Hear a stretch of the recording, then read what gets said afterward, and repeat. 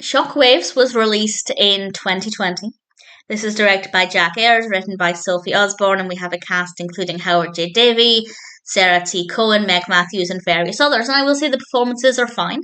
The camera work is quite good. The lighting is very good, and we have some really nice locations, a lot of really nice outdoor scenery to look at, which is always a bonus. I'm not sure where it's filmed. IMDb doesn't list that information, so if anybody knows, please feel free to share. But as a story, it works, but it's not that interesting. It's basically about an earthquake, and some people are in some dangerous situations.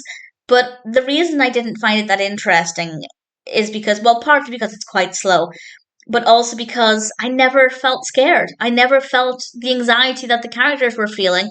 And that means that it was just a really bland watch. And it's not so much because of the performances were okay, but I just feel like maybe the pacing of the narrative wasn't that great. The shock reveal of the earthquake and things, it was just a little bit deflated. So I didn't really buy into the story. I never really felt like the situation was as scary or as dangerous as it perhaps should have been. So it just wasn't that interesting.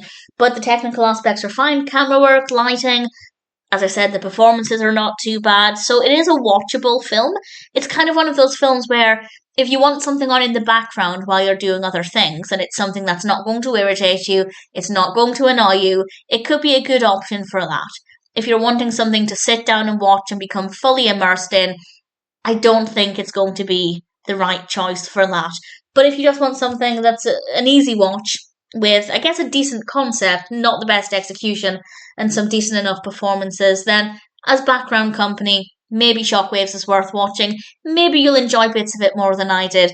But personally, it just didn't make me feel anything. And with this kind of film, it does really rely on having a strong emotional response, whether that's fear or anxiety or maybe excitement. If you're buying into the story and you want to see how it unfolds, I didn't feel any of that.